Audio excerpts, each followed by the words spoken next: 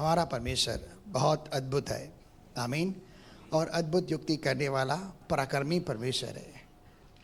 चलिए आंखें बंद करते हैं। हे महान सर्वशक्तिमान परमेश्वर, धन्यवाद करते हैं पिता। सत्य में सारा आदर और महिमा हम आपके पवित्र नाम को देते हुए हम आपकी स्तुति करते हैं। धन्यवाद पिता, आपने हमारी विनती प्रार्थना को सुना, हम सबों पर दया कृपा की और हमारी स्तुति आराधना धन्यवाद और जय की बेटों को आपने स्वीकार किया। आपका दिल से धन्यवाद। तेरी पाक पवित्र उपस्थिति के लिए हम धन्यवाद करते हैं पिता, और इन अद्भुत गवाहियों के लिए, इन चंगाइयों के लिए, आशीषों के लिए, बरकतों के लिए, छुटकारों के लिए पिता, तेरे किए गए उपकारों के लिए हम तेरा दिल से धन्यवाद करते हैं प्रभु। आप सत्य में प्रभु आचर कर्मों को अंजाम देने वाले जीवित परमेश्वर है। हम सारी महिमा तुझे देते हैं और तेरे द्वारा प्राप्त की गई कमाई का कुछ अंश हम तेरे भवन के अंदर ले आए हैं, जैसे कि आपने हमें आज्ञा दी है कि तुझे कोई भी अपना मुंह खाली हाथ ना दिखाए।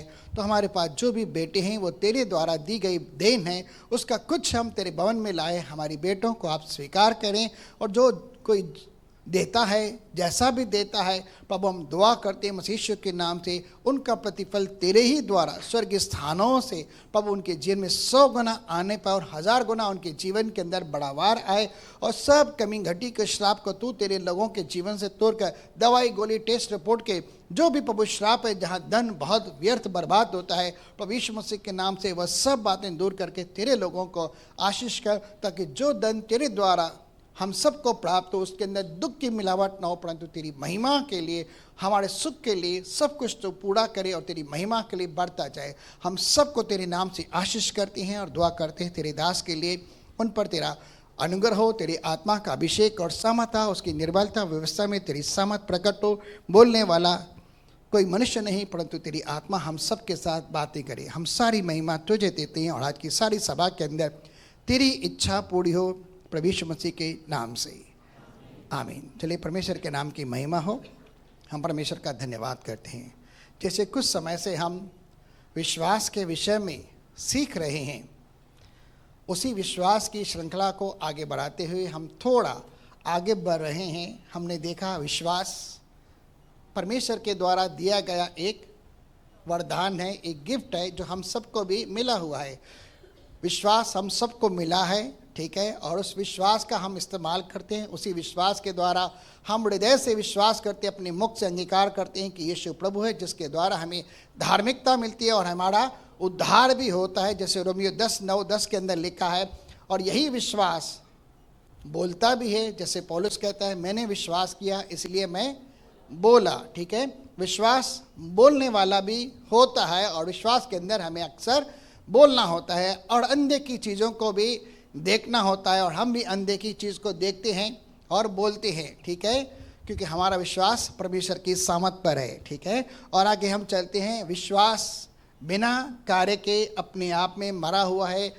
जैसे देह बिना आत्मा के मरी हुई रहती है, वैसे ही विश्वास भी बिना कर्मों के मरा हुआ है। तो एक्शन होना भी, यानी कार्य करना भी विश्वास का एक भाग होता है, ठीक है, विश्वास का एक भाग होता है। तो आज हम सिर्फ 2 चीज़ों को देखने जा रहे हैं, जो एक पॉजिटिव है और एक नेगेटिव है, दोनों बाइबल के आधार के ऊपर, ठीक है। उसके अंदर हम विश्वास को देखने की कोशिश करें, कहाँ विश्वास है और कहाँ विश्वास नहीं, और विश्वास के साथ क्या किया जा सकता है और विश्वास के साथ न होने के कारण क्या नहीं किया जा सकता, ठीक है।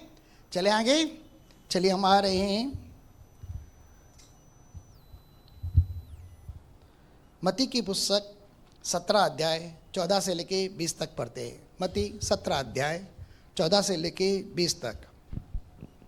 जब वे बीर के पास पहुँचे तो एक मनुष्य उसके पास आया और घुटने टेक कर कहने लगा, हे प्रभु, मेरे पुत्र पर दया कर, क्योंकि उसको मिर्गी आती है और वह बहुत दुख उठाता है और बार बार आग में और बार बार पानी में गिर पड़ता है। और मैं उसको तेरे चेलों के पास लाया था। किसके पास लाया था? आप और मैं कौन है? चेले हैं ना, ठीक है ना। आगे, पर वे उसे अच्छा नहीं कर सके। मैं अपने पुत्र को तेरे चेलों के पास ले आया था, परंतु चेले मेरे पुत्र को चंगा न कर सके, ठीक है। कौन चंगा न कर सके?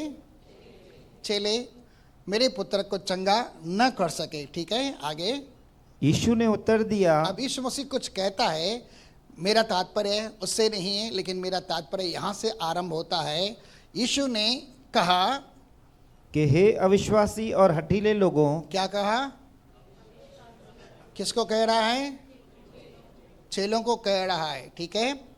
हे अविश्वासी और हे हठीले लोगों, ठीक है, मैं कब तक तुम्हारे साथ रहूंगा? कब तक मैं तुम्हारी सहूंगा और कब तक तुम्हें सहूंगा। दोनों बातों का मतलब अलग अलग है करके, मैं कब तक तुम्हारे साथ रहूंगा, क्योंकि यीशु मसीह को पता है मेरी यहाँ पर 3.5 साल की सेवा है और कुछ ही समय के बाद इस संसार को छोड़कर मैं पिता के पास चला जाऊंगा। इसलिए वह कहता है मैं कब तक तुम्हारे साथ रहूंगा और कब तक तुम्हारे अविश्वास और मन की हट के कारण तुम्हें मैं सहता रहूंगा, ठीक है।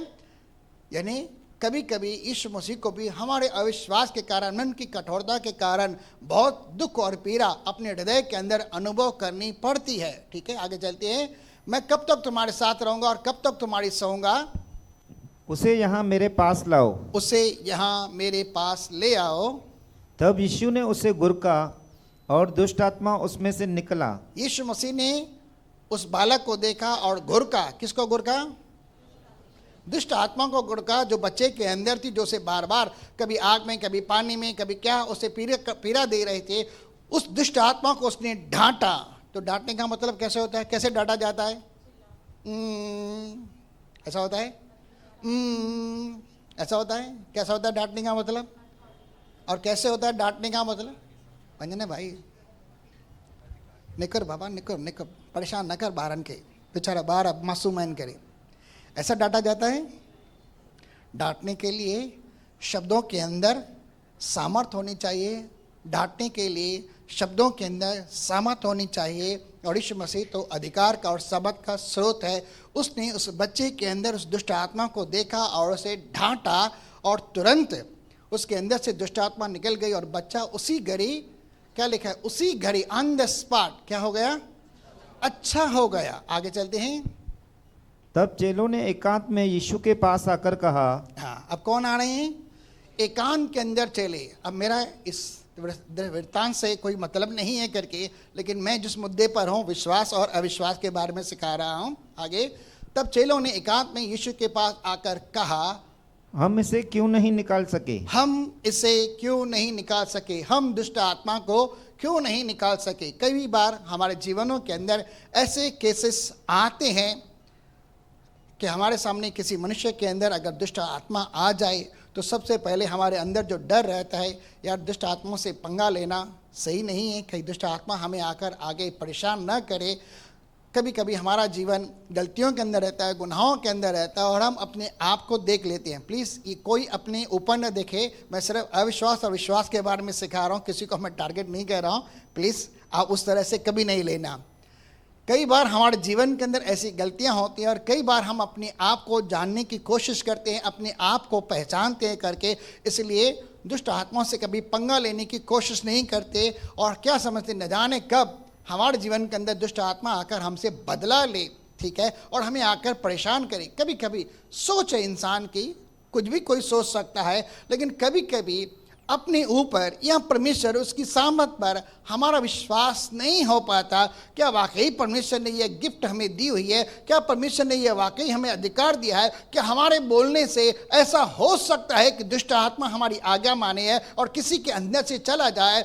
इसे कहते हैं अविश्वास। और इसी अविश्वास के कारण चेले उस मनुष्य के उस बच्चे के अंदर से दुष्ट आत्मा को न निकाल सके। जब यीशु मसीह के आकर पूछते हैं हम इसे क्यों नहीं निकाल सके, अच्छी बात है कि चेले यीशु मसीह के पास आए और उससे पूछते हैं और यीशु मसीह सच्चाई के साथ, खराई के साथ जवाब देता है। अब यीशु मसीह का जवाब सुनिए। उसने उनसे कहा, अपने विश्वास की घटी के कारण, अपने विश्वास की घटी के कारण। इसका मतलब चेले यीशु मसीह के साथ हैं। और यह वृत्तांत कब लिखा जा रहा है? 10 अध्याय के अंदर अगर आप पहले पढ़ेंगे तो यीशु मसीह ने इन्हीं चेलों को आज्ञा दी थी कि जाकर हर जगह सुसमाचार प्रचार करो, नगर नगर जाओ और जाकर क्या करो, कोढ़ियों को शुद्ध करो, बीमारों को चंगा करो, मुर्दों को जिंदा करो, दुष्ट आत्माओं निकालो। और ये चेले सब गए थे और वापस भी आए थे और कहा कि हे प्रभु तेरे नाम से तो दुष्ट आत्माएं भी हमारे वश के अंदर है। लेकिन जब आगे बात जा रही है, 17 अध्याय के अंदर ये बात पहुंच रही है, तो यहाँ पर यीशु मसीह उन्हें सिंपल कह रहा है, अपने विश्वास की घटी के कारण तुम इस बच्चे में से दुष्ट आत्मा को नहीं निकाल पाए। अब चेलों को सोचना चाहिए था, अगर यीशु मसीह हमसे कह रहा है, क्या हमारे अंदर आज भी विश्वास की घटी है?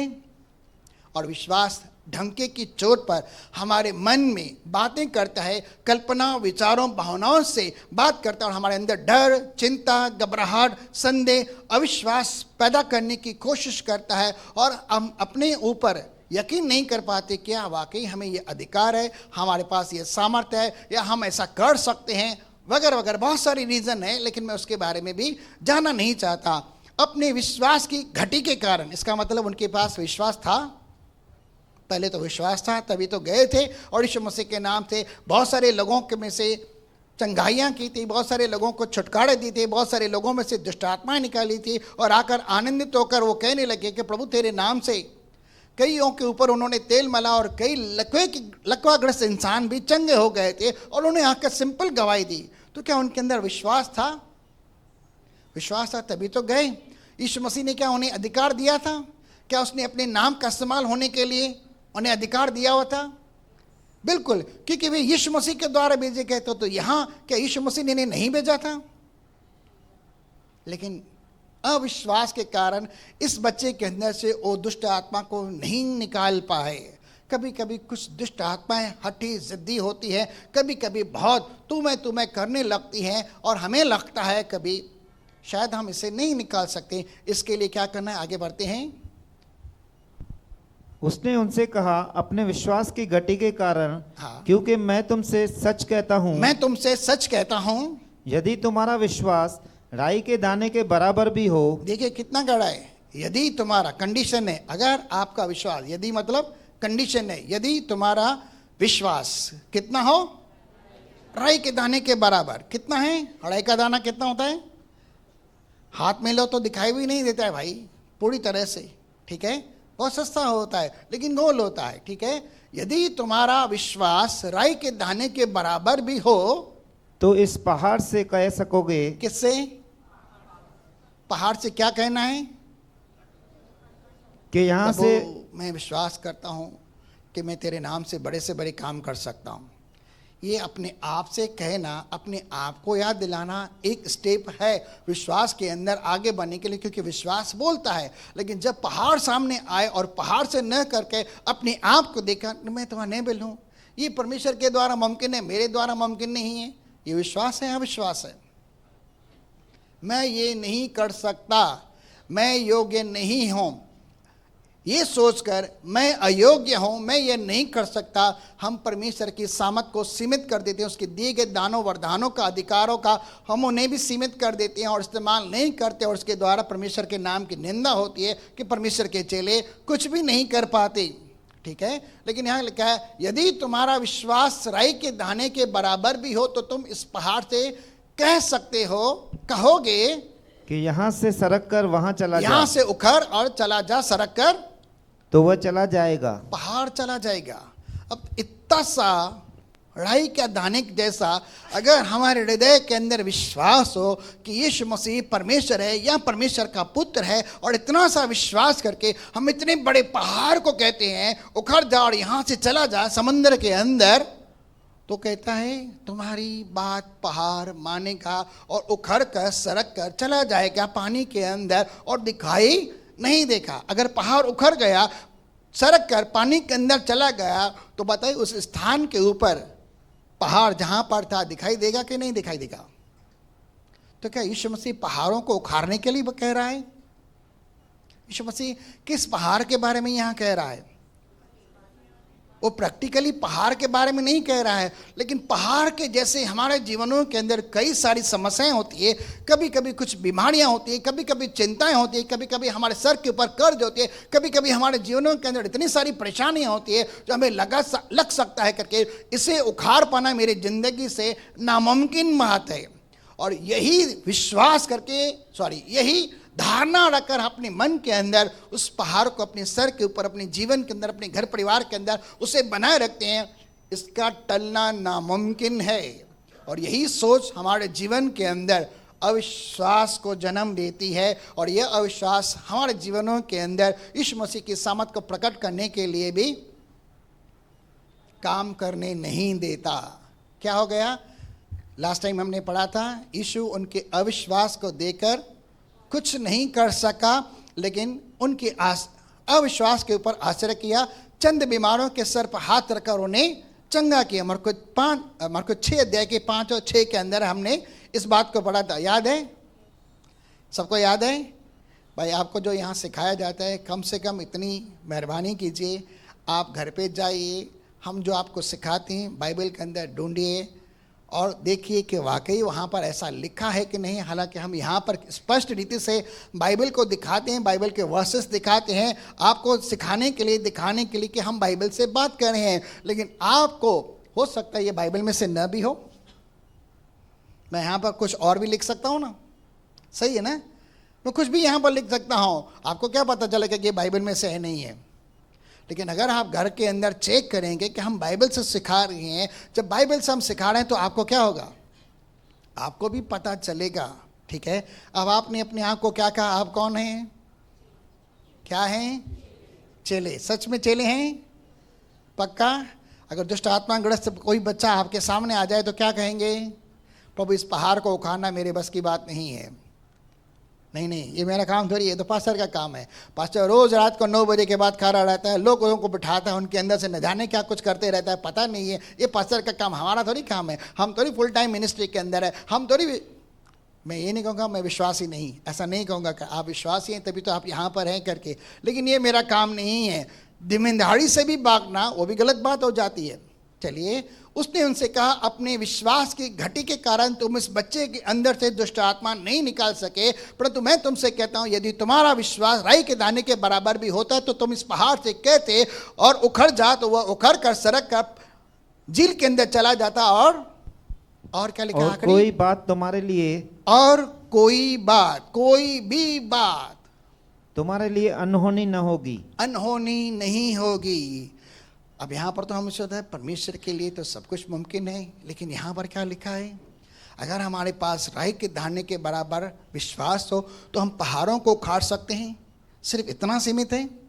लेकिन आखिरी की लाइन पढ़िए, आखिरी के शब्द पढ़िए, और तुम्हारे लिए कोई बात नामुमकिन नहीं होगी। ठीक है, कोई भी बात आने दो, कोई भी पहाड़ आने दो, कोई भी समस्या आने दो, कोई भी मुसीबत आता हो ना, कितनी भी बड़ी दुष्ट आत्मा आने दो, यहाँ तक कि शैतान क्यों खुद ना हो उसके अंदर, यहाँ तक कि बड़ी से बड़ी बीमारी, असाध्य से असाध्य हो, यहाँ तक कि इतनी बड़ी बड़ी बातें जिनका डॉक्टरों के द्वारा, साइंस के द्वारा कह पाना कि इसका इलाज नहीं है, उसके लिए भी लिखा गया है तुम्हारे लिए कोई बात नामुमकिन नहीं होगी। लेकिन कितना विश्वास चाहिए? पड़ोसी को हाथ मिलाकर बोलिए, कितना विश्वास चाहिए? भाई ये बोलना है, ये नहीं बोलना जो मैंने बोला, पड़ोसी को बोलना है। क्या ना, पहाड़ को उखाड़ने के लिए कितना विश्वास चाहिए? हाथ ही नहीं मिला किसी ने किसी के साथ। भाई मैंने कहा हाथ मिलाकर बोलो करके। भाई बोलो, राई के दाने के बराबर विश्वास के द्वारा आप पहाड़ को उखाड़ सकते हैं, और उसी विश्वास के द्वारा आप नामुमकिन से नामुमकिन कामों को अंजाम दे सकते हैं, अगर आपके पास राई के दाने के बराबर विश्वास है। अब ये राई के दाने के बराबर विश्वास किसके पास है? चेलों के पास तो नहीं है, इसलिए दुष्ट आत्मा नहीं निकाल सकी। यीशु मसीह ने स्पष्ट कहा, तुम्हारे विश्वास की घटी के कारण ये हुआ। ठीक है, तुम्हारे विश्वास की घटी के कारण। यीशु मसीह कभी कभी झूठ बोलते हैं? कभी नहीं बोलते, नेवर एवर। कोई झूठ उसके अंदर नहीं है, वो सत्य बोलते हैं। ठीक है, चलिए हम आगे चलते हैं और बातों के अंदर। ठीक है, मरकुस की पुस्तक 11 अध्याय 22 से हम पढ़ते हैं। सेम वाक्य है लेकिन अलग तरह से लिखा गया है। यीशु ने उसको उत्तर दिया कि परमेश्वर 22, हाँ बराबर। यीशु ने उसको उत्तर दिया कि परमेश्वर पर विश्वास रखो। क्या रखो? किस पर? किस पर? अब वापस बाजूले को हाथ बुलाकर बोलिए, किस पर विश्वास रखो? क्या विश्वास करेंगे परमेश्वर पर? बताइए, आप परमेश्वर पर क्या विश्वास करते हैं? परमेश्वर परमेश्वर है बस। उसने सूरज, चांद, सितारों को, धरती, जो कुछ भी है वो सब कुछ उसने बनाया है। वो परमेश्वर दिखता नहीं है, काम करता है, हमसे प्यार करता है।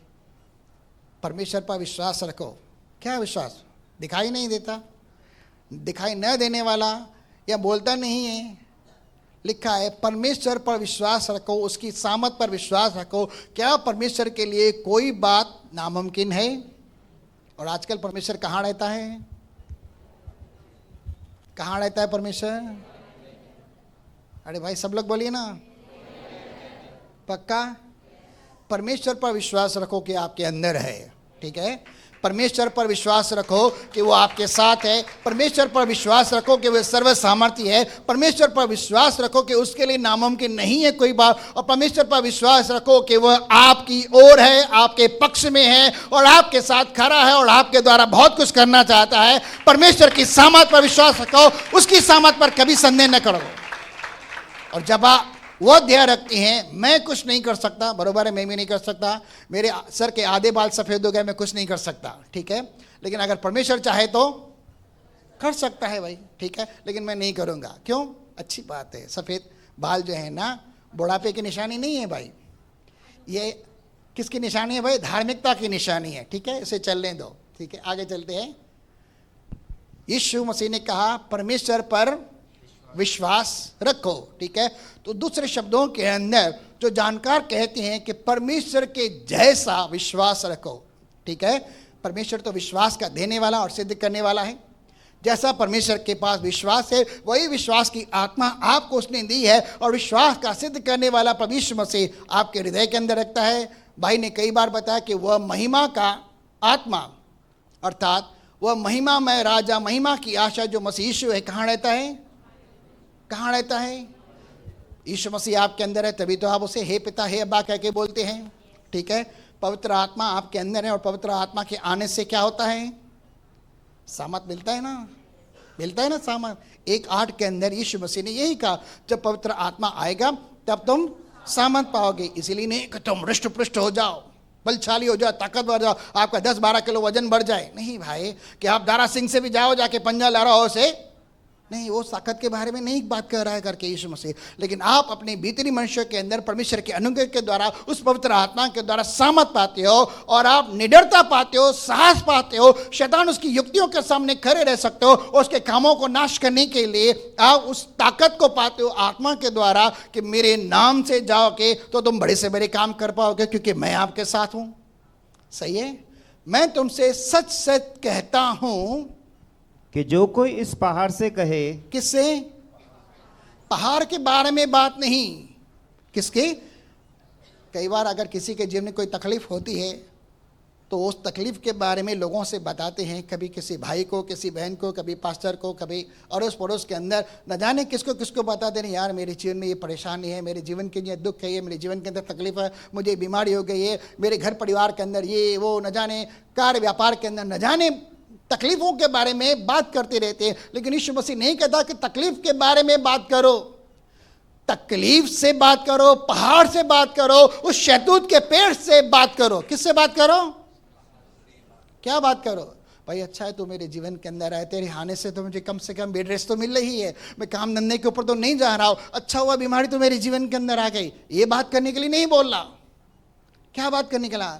मैं तुमसे सच कहता हूं कि जो कोई इस पहाड़ से कहे कि तू उखड़ जा, उखड़ जा, रहने के लिए नहीं है, दोस्ती यारी करने के लिए नहीं है, उखड़ जा, मेरे जीवन से चला जा, मेरे शरीर को छोड़कर चला जा, मेरे मन से निराशा को कह के निकल जा और समुद्र में जा पर। और कहां जा? कोई चीज समुद्र में जाती है तो बाहर निकलती है। 100 साल पहले टाइटैनिक अंदर गया तो हाथ तक निकल पाया। लोग सिर्फ अंदर जाके फोटो निकाल के आ जाते हैं कि टाइटैनिक के अंदर ये चीजें भी पड़ी है। 100 साल हो गए भाई, 100 साल हो गए ना टाइटैनिक को अंदर, जहाज को। समंदर में चला जा और अपने मन में संदेह न करे। अपने मन में क्या करे? इसका मतलब है जब आप पहाड़ से बात करते हैं और अपने मन में विश्वास करते हैं कि यीशु मसीह आपके अंदर है और मन में कभी संदेह नहीं करते कि मैं जो पहाड़ से कहूंगा वो मेरी मानेगा कि नहीं मानेगा, उखड़ेगा कि नहीं उखड़ेगा, सरकेगा कि नहीं सरकेगा, पानी के अंदर जाएगा कि नहीं जाएगा, समंदर के तह तक जाएगा ना कि पानी के ऊपर तैरता रहेगा। कभी संदेह नहीं करना है। आगे, वरन प्रतिधि करे, वरन विश्वास कर ले। प्रतिथि का मतलब है विश्वास कर ले। कई लोगों को विश्वास नहीं होता कि मैं ये कहूंगा तो होगा कि नहीं होगा। ये अविश्वास है, ये परमेश्वर की सामर्थ पर संदेह है, और संदेह करने वाला कुछ भी पा नहीं सकता। अविश्वास के कारण यीशु मसीह अपनी सामर्थ को प्रकट नहीं कर सकता। इस अविश्वास रूपी पत्थर को अपने हृदय से हटा दो, इस संदेह रूपी पत्थर को अपने मन से हटा दो, लेकिन विश्वास करो कि मैं जो बोल रहा हूं वह होगा तो होगा। जो मैं बोल रहा हूं होगा तो होगा, पार हटेगा तो हटेगा। क्यों? क्योंकि यीशु मसीह ने कहा है। ये आपकी ताकत नहीं है, यीशु मसीह इसके पीछे आपको वो ताकत देता है, आपके पीछे स्वर्ग की सामर्थ लगा देता है, और वो आपको कहने का अधिकार देता है। अगर आप उसके नाम से कहते हो विश्वास के साथ, मन में संदेह नहीं करते, तो क्या होगा? वरन प्रतिति कर ले, जो कहता हूं, क्या कहते हो? वो नहीं, उसे बनाए रखने के लिए कि जो मैं कहता हूं पहाड़ से वह हो जाएगा, वह हो जाएगा। क्या हो जाएगा? जो मैं कहता हूं पहाड़ से, पहाड़ मेरी आज्ञा का पालन करेगा, सड़क कर चला जाएगा। वह विश्वास कर ले तो उसके लिए क्या होगा? क्या होगा? क्या लिखा है? देखिए, पढ़िए, आखिरी के शब्द पढ़िए। जो कहता हूं वह हो जाएगा, तो उसके लिए वही होगा। तो उसके लिए वही होगा। क्लियर शब्दों के अंदर लिखा है, अगर मैं पहाड़ से कहूं उखड़ समंदर में चला जा, विश्वास करता हूं मैं जो कहता हूं वह होगा ही होगा। इतना विश्वास करना हमारे हृदय के अंदर, हमारे जीवन में परमेश्वर की असीम सामर्थ को प्रकट करने के लिए बहुत है। और कितना चाहिए उसके लिए? कितना?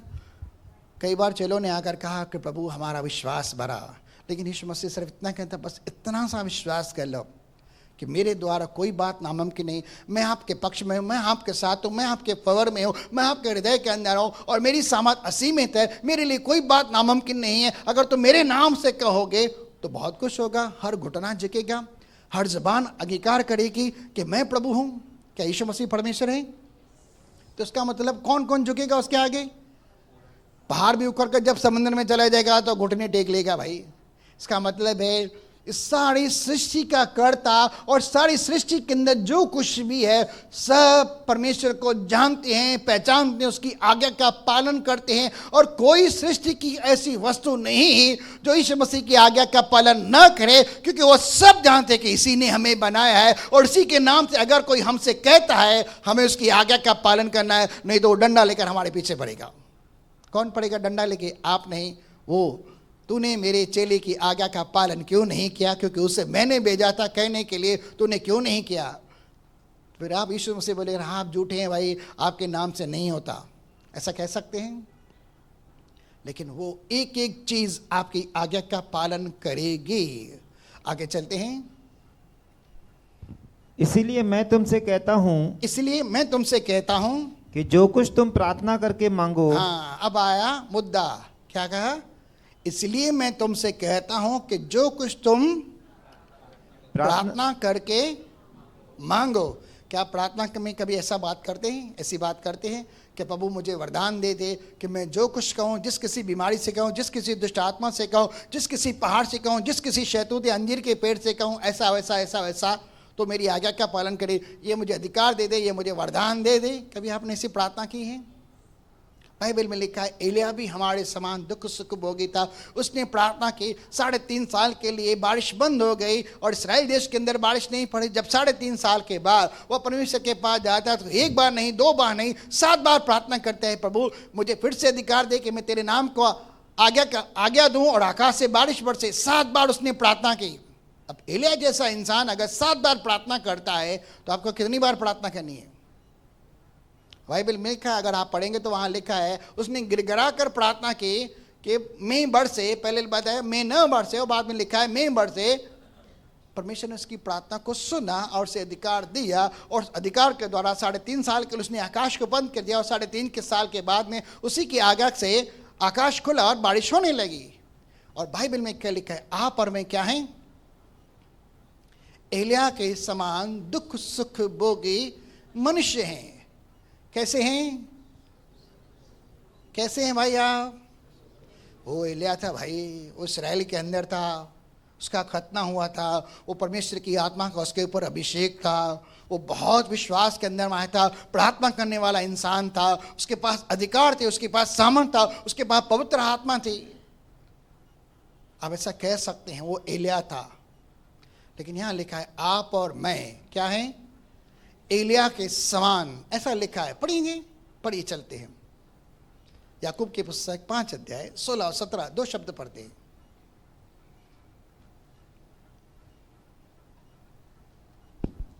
इसीलिए तुम आपस में एक दूसरे के सामने अपने अपने पापों को मान लो और एक दूसरे के लिए प्रार्थना करो जिससे चंगे हो जाओ। धर्मी जन की प्रार्थना के प्रभाव से, धर्मी जन की प्रार्थना के प्रभाव से, कौन है यहाँ? प्रार्थना कौन करा है? धर्मी इंसान। आप कौन है? धर्मी हैं। अभी हमने 2 महीने से धार्मिकता के विषय में बहुत कुछ सीखा है। सब लोग धर्मी हैं? पक्का? कौन है क्या यहाँ पर कोई अधर्मी? नहीं ना? पक्का? चलिए, क्या लिखा है? धर्मी इंसान की प्रार्थना के असर से, प्रभाव से बहुत कुछ हो सकता है। थोड़ा थोड़ा हो सकता है। छोटे छोटे बुखार जा सकते हैं, छोटी छोटी निमोनिया जा सकती है, सर्दी जुकाम जा सकता है, छोटा छोटा सर दर्द जा सकता है, हल्के हल्के खराशे रहते हैं शरीर के ऊपर, वो जा सकते हैं। छोटे छोटे कंकर उखड़ कर पानी के गिलास के अंदर जा सकते हैं। ऐसा लिखा है? नहीं नहीं। धर्मी इंसान की प्रार्थना के असर से, प्रभाव से क्या हो सकता है? थोड़ा थोड़ा क्या बहुत कुछ? कौन है धर्मी इंसान? तो अगर आप प्रार्थना करेंगे तो क्या होगा? बहुत कुछ होगा कि थोड़ा थोड़ा होगा? बोलिए बोलिए, मैं प्रार्थना करूंगा। ऐसे नहीं ना, हाथ मिलाकर पड़ोसी से कहिए। अरे मुझे बोलने दो। मस्ती कर रहा हूँ भाई, मस्ती कर रहा हूँ। चलो ठीक है, थोड़ी बहुत हंसी मसी भी होनी चाहिए करके। मैं धर्मी इंसान हूँ, ऐसा बोलिए। अरे हाथ तो मिलाइए ना। मैं धर्मी इंसान हूँ, यीशु मसीह के लहू में धुला हुआ, मेरे सारे पाप यीशु मसीह ने माफ़ किए, और जब मैं प्रार्थना करता हूँ तो मेरी प्रार्थना के असर से बहुत कुछ होता है। यीशु मसीह के नाम में आमीन। हाँ, अब सही समझे आप, थोड़ा बहुत समझे। मन में कभी ऐसा न कहना कि मेरी प्रार्थना से कुछ भी नहीं हो सकता या थोड़ा थोड़ा हो सकता है, लेकिन आपकी प्रार्थना के द्वारा बहुत कुछ हो सकता है। नेक्स्ट मीटिंग के अंदर भी हम थोड़ा बहुत वो सुने। इसलिए तुम आपस में, चलिए 16-17 में आते हैं। धर्मी इंसान की प्रार्थना के द्वारा बहुत कुछ हो सकता है और होगा। मैं आप सबको तैयार कर रहा हूँ आत्मा के सामर्थ के द्वारा कि आप अपने आप को पहचानें और इस धरती के ऊपर उन प्रेरितों के समान बड़ा काम करें। पूरी धरती के ऊपर क्या कर दें? उथल पुथल मचा दें। आगे, एलिया भी तो हमारे समान दुख सुख भोगी मनुष्य था। एक मिनट अच्छे से पढ़िए भाई। एलिया भी तो हमारे समान दुख सुख भोगी मनुष्य था। आपके बाइबल में ऐसा ही लिखा है? एलिया हमारे समान, सही लिखा है? और कोई पढ़े भाई? बाइबल खोलिए। कितने लोग यहाँ बाइबल लेके आए हैं? चलिए, कुछ लोग हैं बाइबल लेके आए हैं करके, ठीक है। यहाँ तो हम बाइबल ही दिखाते हैं करके, यहाँ हम कुछ और नहीं दिखाते, झूठ नहीं दिखाते, सत्य ही बताते, परमेश्वर का वचन ही दिखाते हैं। किसके समान है एलिया? किसके समान है? तो इसका मतलब है वो कुछ एक्स्ट्रा ऑर्डिनरी था या आप क्या हैं? कम हैं, कुछ तुच्छ हैं? नहीं, आप एलिया के समान, जैसे एलिया था वैसे आप हैं। जो एलिया के अंदर आत्मा थे उसका कई गुना अभिषेक आपको मिल चुका है। आप पूछेंगे कैसे? अरे भाई, आपको पता नहीं, आपके ऊपर एक शाप दी गई है पवित्र आत्मा की, जो छुटकारे के दिन के लिए आपके ऊपर है। वो पवित्र आत्मा आपके हृदय के अंदर निवास करता है, जिसे हम परमेश्वर का आत्मा कहते हुए वो हम मंदिर बनाकर हमारे हृदय के अंदर कहता है। और पवित्र आत्मा के द्वारा क्या कुछ नामुमकिन है। चलिए, एलिया भी हमारे समान दुख सुख भोगी मनुष्य था, और उसने गिड़गिड़ा कर प्रार्थना की कि मैं नबर से। क्या किया उसने? बताई तो। प्रार्थना किया कि प्रभु प्रार्थना करता हूँ जब मैं बोलूँ बारिश बंद हो जाए, ये अधिकार मुझे दे दे। तो परमेश्वर ने कहा ठीक है, मैंने दिया। वो गया और किसके पास गया? कौन सा राजा था? अहाब राजा था भाई, इजबेल का पति, ठीक है। और उसके सामने आकर वो, जब तक मैं नहीं कहूंगा तब तक आकाश से न तो ओस गिरेगी न पानी बरसेगा। उसने चैलेंज के साथ किया। विश्वास करने वाले चैलेंज करते हैं। जो परमेश्वर को पहचानते हैं वो भयानक से भयानक काम करते हैं। और कौन किसको पहचानता है? आपको और मुझको पहचानना है वो परमेश्वर मेरे अंदर है। यही तो एलीशा ने किया था। जब उसका भवंडर के अंदर घोड़ों और रथों के अंदर उठाया जाना हुआ और उसकी चद्दर गिर पड़ी, तब वो बेचारा यहाँ वहाँ देखने लगा, एलिया कहाँ है, एलिया कहाँ है, हाय मेरे अक्का, हाय मेरे अब्बा, हाय मेरे पिता, न जाने क्या कुछ कह रहा है। जब उसकी चद्दर उसने अपने ऊपर उठाई, बाकी वहाँ पर भी भविष्यवक्ताओं के बच्चे थे करके, वो भी देख रहे थे, चला गया, कहीं पर गिर पड़ा होगा। लेकिन वो कहीं गिरा नहीं, वो स्वर्ग में उठाया गया जिंदा। जब एलीशा ने वो चद्दर उठाए तब कहता है क्या, एलिया का परमेश्वर कहाँ है? उसने चद्दर उठाई और यरदन धरती पे ऐसे मारी, एलिया का परमेश्वर यहाँ है। और क्या हो गया था? क्या हो गया था? यरदन दुबाग हो गई थी। पहले लाल समुद्र दुबाग हुआ और उसके बाद यरदन दुबाग हो गई। ये मिरेकल किसने किया? उस पवित्र आत्मा के अभिषेक के द्वारा हुआ। और वो अभिषेक किसके पास है? एलिया के पास था, चला गया। एलीशा के साथ था, वो भी चला गया। लेकिन वो अभिषेक यीशु मसीह के नाम से आपके ऊपर है। अब आप जब कहते हैं तो आपके सामने भी बड़े से पहाड़ उखड़ जाते हैं, बड़ी से बड़ी बातें उखड़ जाती हैं और समंदर के अंदर चले जाती है। वो लाल समंदर को दुबाग करता है, वो यरदन को दुबाग कर सकता है। आप शैतान को, उसकी योजनाओं को दुबाग कर सकते हैं, उसे नरक की आग के अंदर डाल सकते हैं। ठीक है, चलिए आगे चलते हैं। उसने गिर गिरा कर प्रार्थना की कि मैं न बरसे। 3.5 साल के लिए बारिश बंद हो गई। क्या आपको अधिकार है मैं बंद करने का और चालू करने का? भाई अभी चालू नहीं करना, पहले 5.5 महीने हो गए, हमने बहुत कुछ देखा है। ये टाइम डबल बारिश हो गई है, अभी जल्दी से बारिश के लिए प्रार्थना नहीं करना कि आने पाए। ठीक है, हाँ। फिर उसने प्रार्थना की तो आकाश से वर्षा हुई। आकाश से प्रार्थना किया, फिर से अधिकार मांगा, परमेश्वर ने दिया। ठीक है भाई, मैं तुझे देता हूं, जाके आकाश से बात कर। 7 बार उसने प्रार्थना की। 7 बार प्रार्थना के बाद छोटा सा हल्का सा हाथ के समान बादल दिखा और बहुत सारी बारिश हो गई। ठीक है ना? कितनी बार प्रार्थना की? और हम तो एक बार प्रार्थना करके परेशान हो जाते हैं। एक बार जब प्रार्थना करते हैं थक जाते हैं। एक बार प्रार्थना करते हैं हमारा साहस टूट जाता है। हम एक बार प्रार्थना करते हैं, हमें लगता है शायद परमेश्वर हमारी प्रार्थना नहीं सुनेगा। हमें निरंतर लगातार प्रार्थना करते रहनी है जब तक आपके अंदर वो विश्वास नहीं आ जाता कि परमेश्वर ने आपको वो अधिकार दिया है, वो अभिषेक दिया है, वो सामर्थ दिया है कि उसके नाम का उपयोग करके आप बड़े से बड़े कामों का अंजाम दे सकते हैं। तब तक आपको प्रार्थना करते रहनी है और मांगते रहना है जब तक कि आपके अंदर वह विश्वास निर्माण हो। जब विश्वास निर्माण हो जाता है, आप बड़े से बड़े काम करते हैं। करेंगे काम क्या मैं सिर्फ डोल पीट रहा हूं? नहीं, आपको करना है भाई। आप एलिया से कम नहीं हैं, आप एलिया के समान हैं। बोलो मैं, बाजू वाले हाथ बोल के भाई, मैं जब कभी बोलो ना बोलने के लिए तो आप पहले तो बाजू वाले हाथ में लाइए। ठीक है, ये ट्रेंड बना दीजिए अभी। हाँ, ट्रेंड बोलता हूँ, ट्रेंड नहीं, ट्रेंड बना दीजिए, हाथ मिलाकर बोलना है। इसका मतलब जब आप बोलते हैं एक गवाह सामने खड़ा करते हैं कि क्या बोलेंगे? मैं एलिया के समान एक मनुष्य हूँ। अभी मैं नहीं बोलता दुख सुख भोगी, नहीं बोलूँगा करके, वो तो सब लागू ही है अपने आप में। लेकिन आप क्या हैं?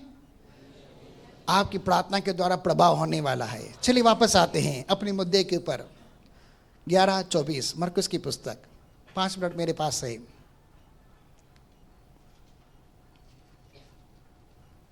24-23 था भाई, 23 पढ़ते हैं वापस। मैं तुमसे सच कहता हूँ। हाँ, मैं तुमसे सच सच कहता हूँ। यहाँ मैं नहीं कह रहा हूँ, यीशु मसीह कह रहा हूँ, मेरे मुख के द्वारा वो आपसे बात कर रहा है। ठीक है, आगे। कि जो कोई इस पहाड़ से कहे, आपके जीवन में कौन सा पहाड़ है पहले तो वो चेक कीजिए। बीमारी है, दुख है, परेशानी है, कर्जा है, मर्जा है, कोर्ट कचहरी के केस है, निराशा है, हताशा, मायूसी है, जादू टोने, दुष्ट आत्माएं, क्या है? पहले तो उस पहाड़ को देख लीजिए। नौकरी नहीं है, शादी नहीं है, गर्भ नहीं है, या कुछ नहीं है, संतान नहीं है, क्या नहीं है? आपके जीवन की समस्या को एक पहाड़ के तौर पर लीजिए। ठीक है, आगे। कि तू उखड़ जा और और से कही अपने जीवन से, अपने घर परिवार से, अपने कार्य व्यवहार से उखड़ और समुद्र में जा पर कहां जा? समंदर में चला जा, जू बीच पे। ठीक है, आगे। और अपने मन में संदेह न करे, कभी अपने मन में संदेह नहीं करना। ठीक है, वरन प्रतिधि करे आप जो कहेंगे उस बात के ऊपर विश्वास कर लेना कि जो कहता हूँ वह हो जाएगा। वह होगा ही होगा। क्या कहते हैं आप? ये बीमारी मुझे छोड़ती नहीं, ये परेशानी मुझे छोड़ती नहीं, कभी नहीं छोड़ेगी। जब आप बोलेंगे बीमारी छोड़कर चले जा, परेशानी छोड़कर चले जा, तो विश्वास कर लेना छोड़ेगी 5 मिनट के अंदर। अभी भाई ने कैसी गवाही दी दांत के दर्द के विषय में? दवाई गोली ली? नहीं ली। ठीक है ना? और क्या हो गया? एक चमत्कार हो गया। आगे। तो उसके लिए वही होगा, उसके लिए क्या होगा? वही होगा जो वो मुंह से कहता है पहाड़ को। इसीलिए मैं तुमसे कहता हूँ, हाँ, अब मुद्दा आ रहा है। इसलिए मैं तुमसे कह रहा हूं कि जो कुछ तुम प्रार्थना करके मांगो, जो कुछ आप परमेश्वर के पास जाते हैं, प्रार्थना में मांगते हैं, तो प्रतिधि कर लो आप प्रार्थना के ऊपर, अपनी प्रार्थना के ऊपर विश्वास कर लो कि तुम्हें मिल गया। कि आपको मिल गया है। यही तो विश्वास है। आप क्या मांगते हैं? चंगाई, शांति, आनंद, स्वास्थ्य, जीवन, महिमा, सामर्थ, अभिषेक, क्या कुछ मांगते हैं? आशीष, बरकत, उन्नति, कुशल, कल्याण, जो कुछ भी आप मांगे आपके जीवन के अंदर क्या होगा? वो विश्वास कर लेना है कि मैंने मांगा है। विश्वास बोलता है मुझे मिल गया है, चाहे दिखे या न दिखे, लेकिन यही विश्वास हमारे जीवन के अंदर उस सकारात्मक पहलू को अंजाम देता है। विश्वास कर लें जो मैंने मांगा। यहाँ पर ये नहीं बोला कि पास्टर ने मांगा या किसी एल्डर ने मांगा या किसी और ने मांगा। क्या लिखा है? जो कुछ मैंने मांगा मुझे मिल गया और तुम्हारे लिए हो जाएगा। यहाँ क्लियर कट एक प्रोविजन लिखी है, एक प्रॉमिस लिखा गया है। क्या होगा? देखिए देखिए, और तुम्हारे लिए। अब तुम्हारे को काट के वहां पर अपने आप को लगा दीजिए, वो पढ़िए। और मेरे लिए हो जाएगा। ठीक है, तो कड़े प्रार्थना। क्या चाहिए? किसी कौन से पहाड़ को हटाना है आपके जीवन से? कौन सी समस्या को हटाना है? आपको करना है। मैं सिर्फ सिखा रहा हूं, ठीक है, लेकिन प्रैक्टिकली किसको करना है?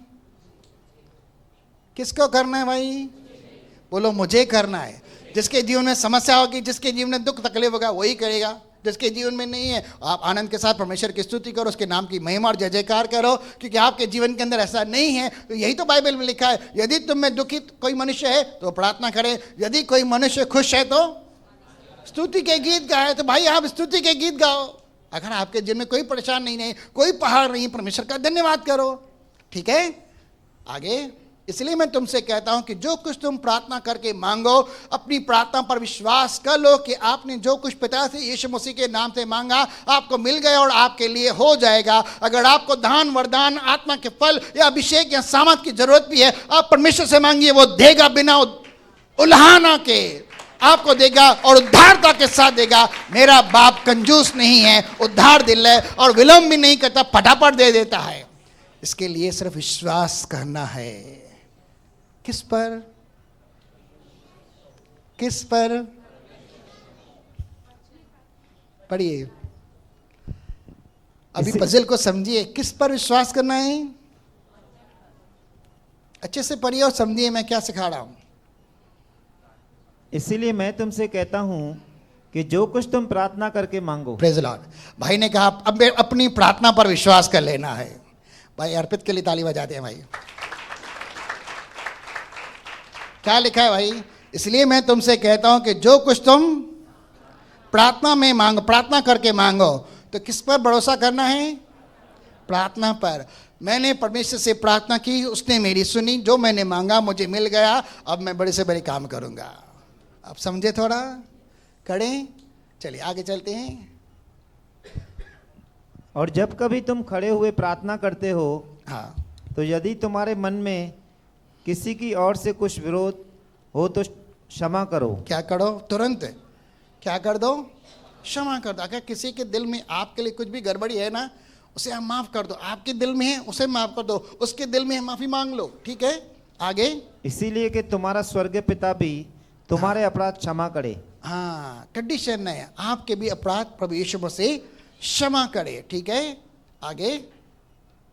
अरे चैप्टर ही पूरा क्या लगता है। और यदि तुम क्षमा न करो तो तुम्हारा पिता भी जो स्वर्ग में है तुम्हारा अपराध क्षमा न इसका करेगा। मतलब है हमारा हृदय परमेश्वर के आगे क्लियर होना है, साफ होना है, हमारा मन शुद्ध होना है।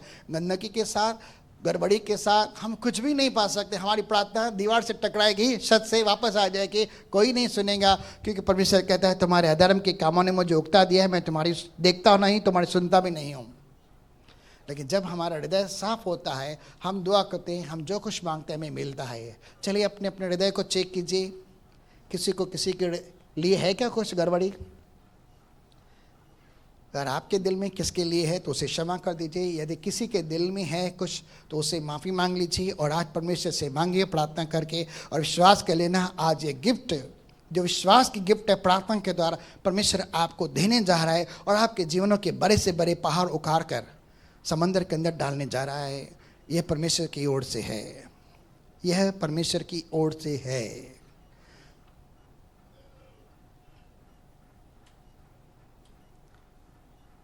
सास के साथ झगड़ा है, माफ़ कर दीजिए।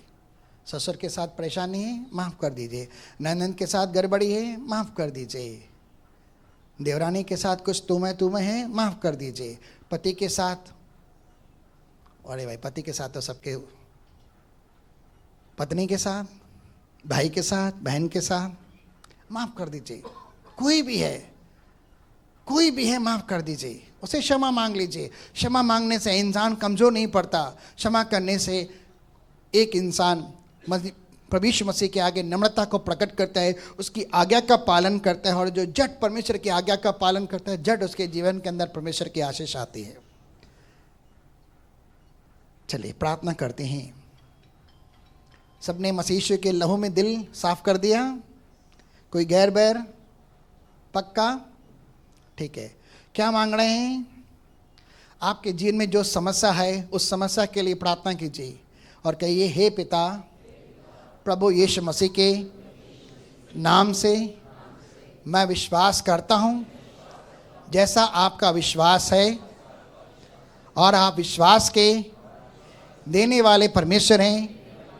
मसीह यीशु के नाम से आज मैं प्रार्थना करता हूँ, वही विश्वास का वरदान और वही विश्वास की आत्मा राई के दाने के बराबर मुझे दे दी। और धन्यवाद पिता, मैंने जो कुछ मांगा आपने मुझे दे दिया।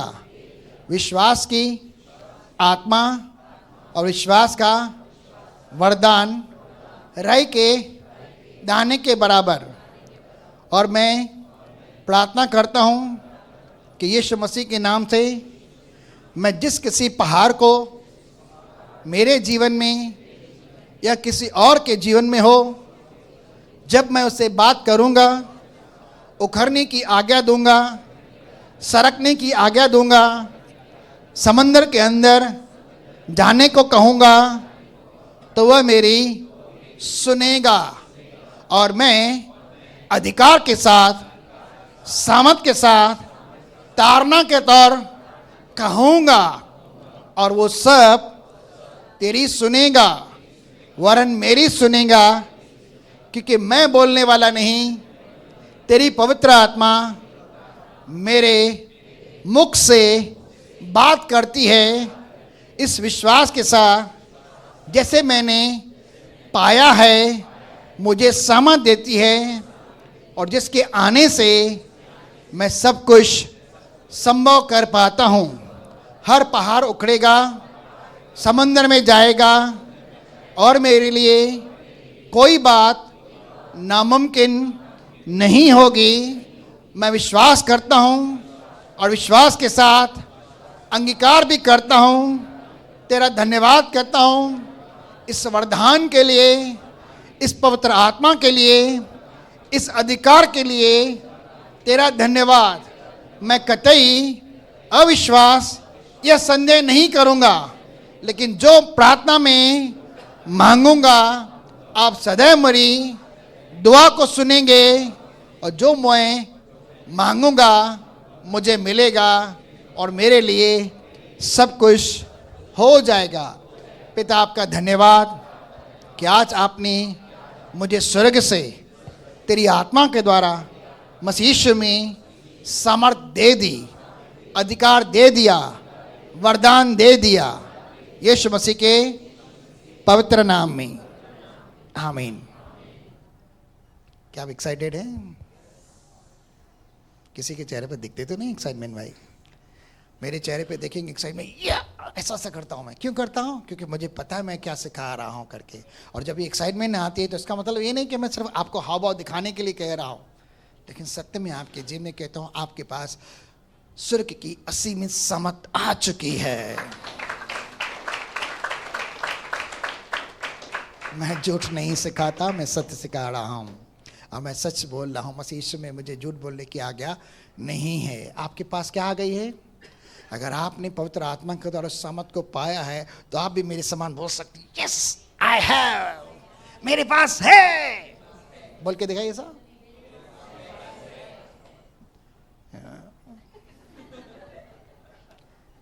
अरे मेरे से मांग कीजिए, मेरे पास है। अच्छे भले लोगों ने नहीं किया। मैं वापस बोलता हूं और सब लोग बोलेंगे। सबने वचन सुना ना आज का? पक्का? जो निराश बैठे हैं वो कहेंगे मैंने भी सुना। अच्छा, कोई निराश नहीं है, ठीक है, अच्छी बात है। सब लोग खुश हैं, इसका मतलब है। जो हताश निराश हैं वो नहीं बोलेंगे अभी, लेकिन जो विश्वास करतेंगे वो ऐसे एक्शन के साथ बोलेंगे मेरे पास है। परमेश्वर आपको बहुत बहुत आशीष करे।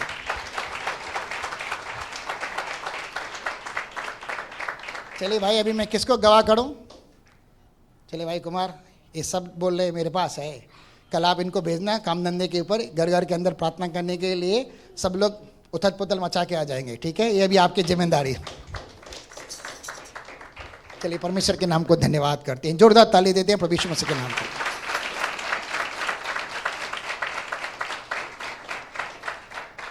आंखें बंद करेंगे 1 मिनट के लिए।